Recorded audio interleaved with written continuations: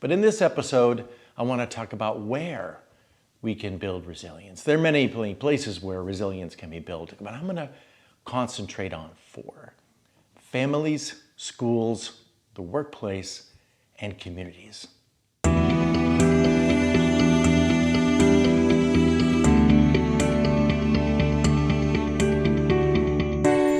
In the last episode, we talked about how to build resilience, or confidence, competence, and compassion. Confidence that we can do it, and that you can do it. Whatever it is in life you need to do, want to do, and any adversity in dealing with that. Competence are skills and abilities. You've got the skills and abilities to do life well and to meet challenges. And the last thing is compassion, or compassion for others and their compassion for you, which is the foundation of our strength and resilience.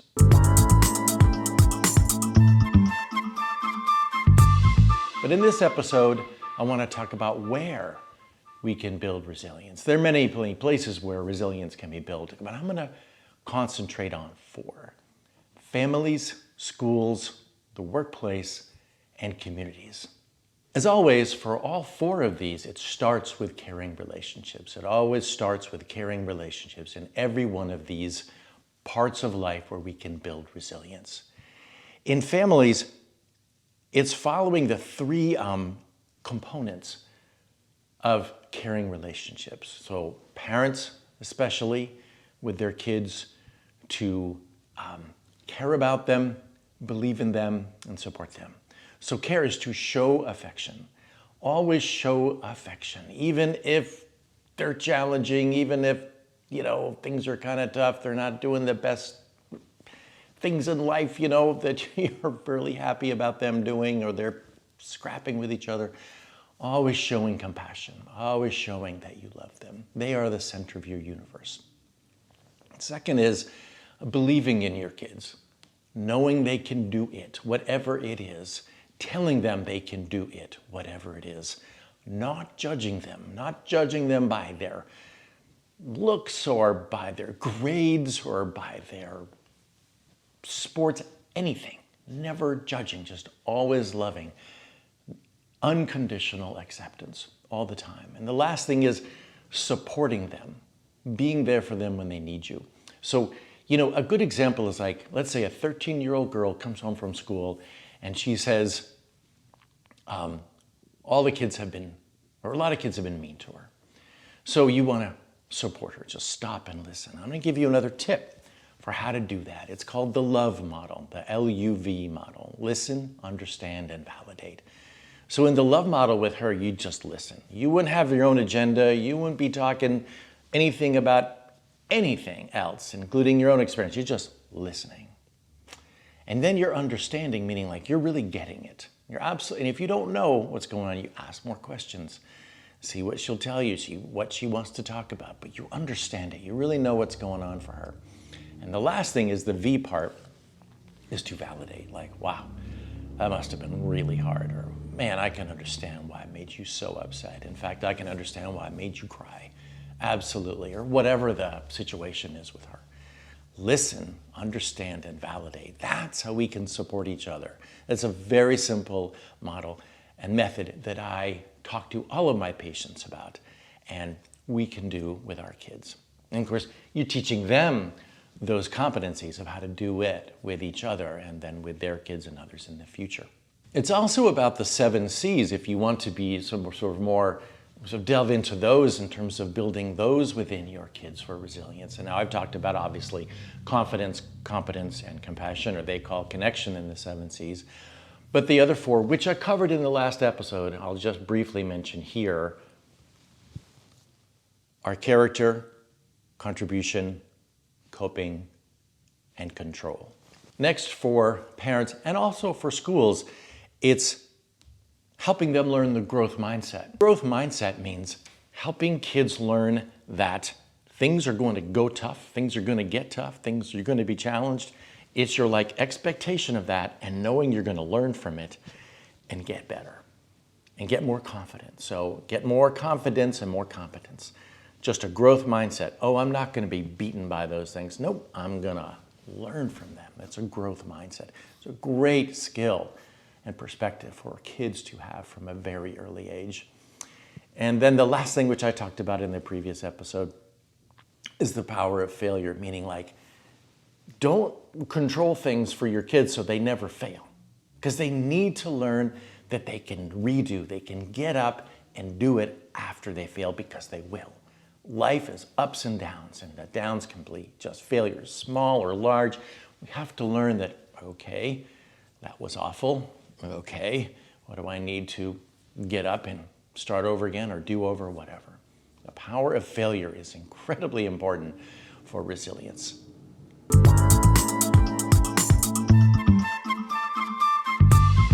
In schools, it's important to start with caring relationships in the beginning.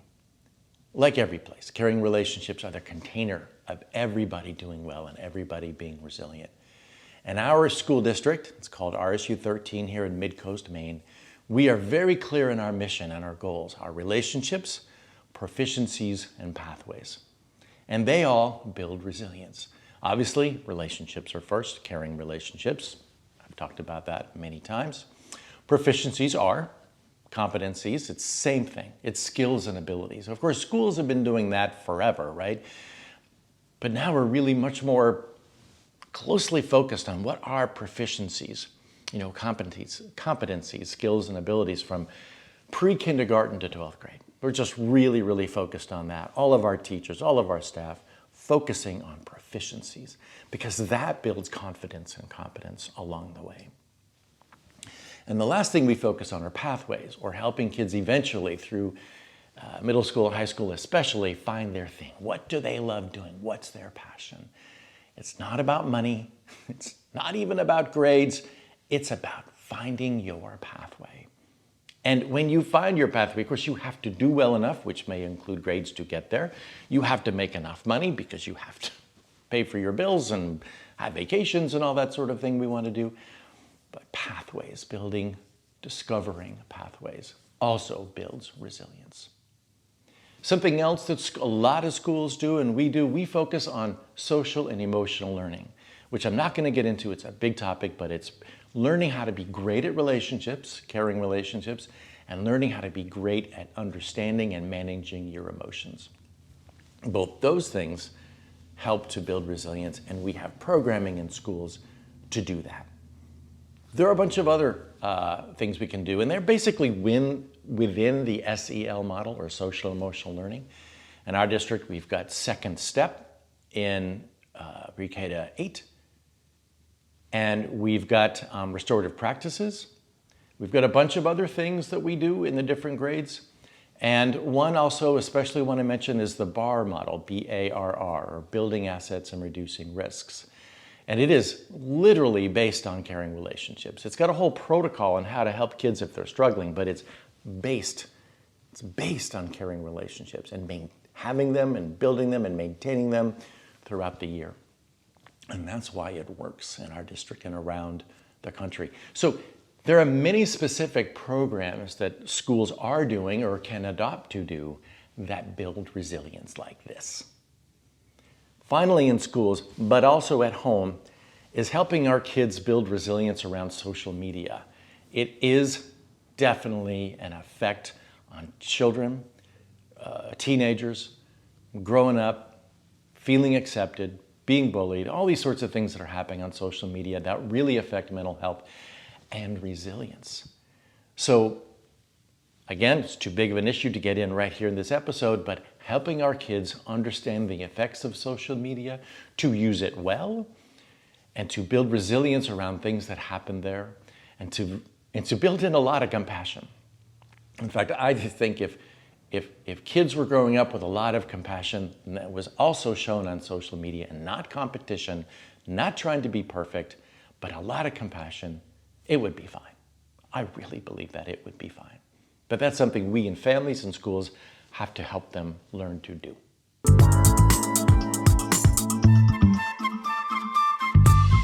Next, in building resilience, it's building resilience in the workplace. It also starts with caring relationships. Again, it's not about the money and the status and the power. It's about mutually caring relationships within the workplace. And from there, employers can believe in their staff and help them build competencies and confidences in their work and what they're doing, and as a team, definitely as a team working together. And also employers helping staff buy into what they're doing, the mission and the goals of the organization or the business, the products and the services they do together, and helping staff feel like they've got a say in decision making and priority setting.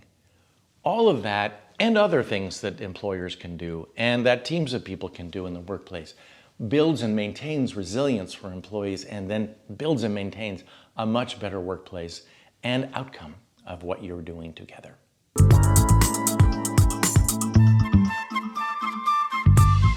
Finally, the last part of building resilience I want to talk about today of the four. Again, there are other places to build resilience, but the last place is in community. Again, starting with caring relationships, that communities are a place where people feel they belong, that they matter, that they're well cared for, that they're respected, liked, and loved. That's the beginning. And after that, it's making sure that there are plenty of opportunities in the community for people to follow their dream, their pathway, their thing, the things they love doing. There are no impediments, no barriers. And then lastly, it's making sure there are basic, wonderful fundamentals, especially when it comes to housing, healthcare, schools, and childcare. They need to be of high quality for everybody in the community and easily affordable for everybody in the community. And if a community has all of that, wherever they are, small or large, there is resilience, there is connectedness, there is power and strength of individuals and the collective, and there is resilience, strong resilience for everybody in that community.